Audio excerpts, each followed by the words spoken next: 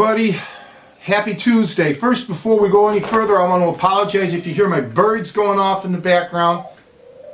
There goes one now, but they're cooing and they're laughing. Excuse me, and my dog Cheetos. And you got to pardon my burping too. This is a sound effects factory today, is what it is.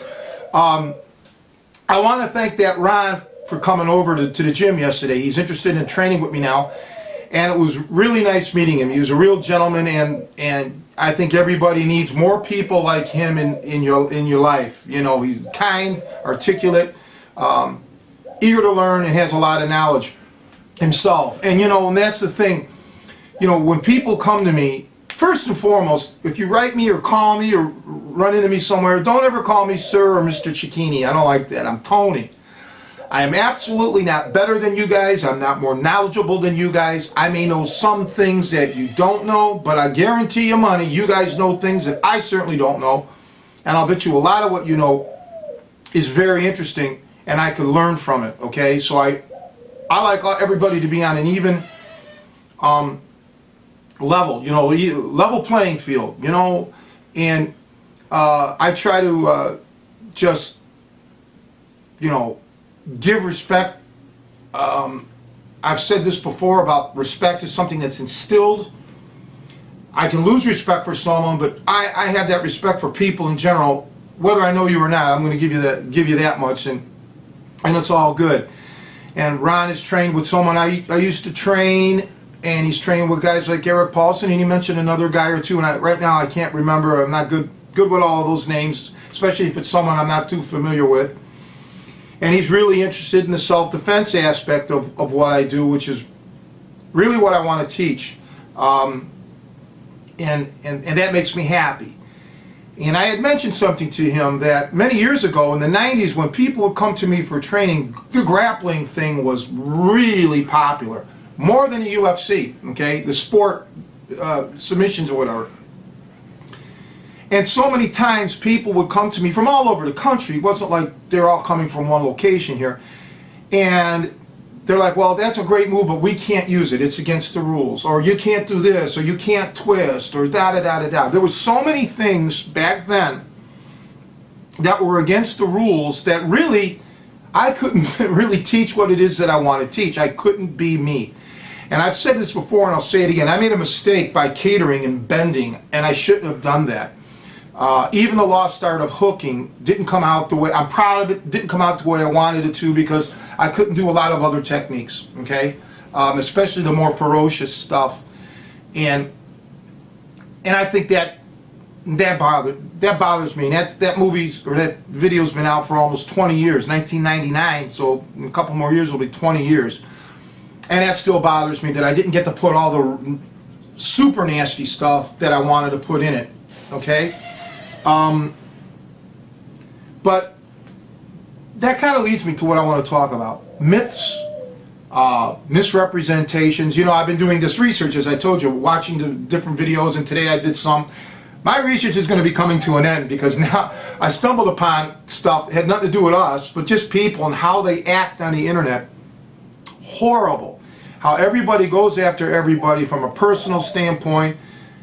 Everybody's a fake, everybody's a fraud, everybody this and that, and it's,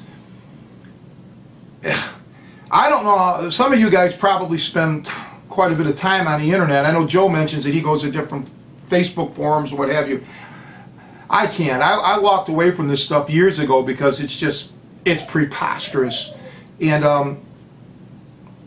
I just don't know how you guys do it. So what I'm getting at, though, is there's always misrepresentations and so on. Let's take Taekwondo. We'll use that as an example, because that's probably the most popular martial art in America, I would think. I don't know, I would think so. I see a lot of Taekwondo type schools. But you'll also see other names behind them. Kido or Kung Do or something. Sometimes there's different styles attached to it. And my point is not to single out Taekwondo. It could be any style, but each teacher is going to bring his own little individual touch to it, okay? Now, I'm certain if you're in a school that competes in strict sport like Taekwondo, obviously their focus is going to perhaps be on the sport aspect of it, and they're going to limit their techniques to what's capable in a sporting event. And this may hold true for all different martial arts styles, okay? But my point here is, when I'm in a fight with somebody, and he punches me and he hits me, I don't sit there and say to myself, geez, that was a good Kempo punch, or boy, that was a great Wing Chun punch, man. Boy, that was a good punch. Okay, that's all I'm thinking about. Wow, good punch, good kick, you know?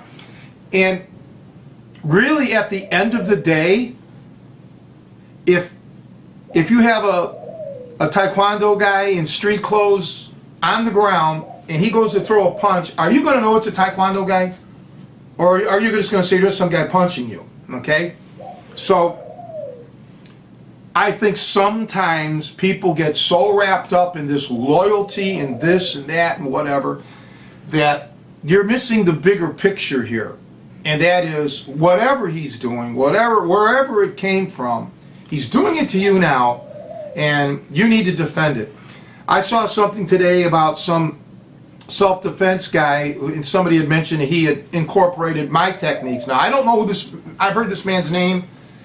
I don't know who I never met him or had any sort of correspondence with him, to my knowledge. And one guy was vehemently saying, yes, he uses Tony's stuff. And somebody else said, it doesn't look like Tony's stuff. And, you know, I don't have any idea, because I've never seen anything from this guy. I've heard his name mentioned in the past. I honestly had forgotten about the gentleman until I saw this today. And whether or not he used my techniques is not important. He was incorporating some ground technique. Of course, there was a comment that catch wrestling isn't any good because you have to be built like Hulk Hogan, which is, again, is another one of these myths, because I find that so funny, because the majority of the people that I've trained are smaller guys, and they've been highly effective. Again, this is just one of those myths that it's pointless to try to change the people's minds. You kind of got to use a little common sense. It's almost like saying boxing is for heavyweights only, because, you know, the heavyweights like Ernie Shavers or Tyson or whoever, George Foreman, hit harder than, you know, 126 pounders, so therefore, no, it doesn't go like that. But be that as it may, when you're fighting, don't always get so caught up in style, because you need to find what's effective. You really do. And I can look at probably almost every martial arts style and find things in it that for me, would find effective and ineffective. And there's things for you that I do that you would find effective and ineffective. I've seen Brazilian Jiu-Jitsu stuff that is effective and ineffective. I've seen straight wrestling, effective, ineffective. There's no blanket here, okay? I just always had a problem with people not giving the truth out. Like, if you learn something from me, well, say you learned it from me, don't give the credit to your teacher. And, you know, I've tried to do that on, like, some of my videos. I've mentioned guys like Doug Blueball or whoever showed me things. You know, I'll try to mention their names, you know, just to give people credit. But I'll say this much: the more you focus on the means to the end, okay? If it's street self-defense and that's what you want, focus on that, okay? And the hell with where it came from, you know, as long as it's effective for you and that you can tweak it if it isn't, because everything might need little minor adjustments. So stick with what works. And you may have to go out of your training, okay? You may have to find someone else just to augment, just to fill in the gaps. And I'm here to tell you something. Even in music, okay, you may have a main teacher, a person who taught you and brought you to a point where you were so technically proficient it was unreal. This happens constantly, okay? Yet, those musical artists still go out and study with other people because there's still gaps in their knowledge, okay? Maybe you want to get into film composition, or maybe you want to get into orchestration. So you're going to study with different folks. And it's all about at least putting it on your, curriculum vitae or your resume or whatever. I worked out with this, or I studied music with this guy, this guy, this guy. Same with your workout. Give the guy acknowledgement. Yeah, I trained with this guy, this guy, this guy. But in the end, it's about making you as good as you possibly can. And one instructor just may not be able to do it, and it is not a reflection on that instructor. Everyone is a human being. We can only interact so much. We all have different tastes. We all have different levels of not only teaching, but also of learning.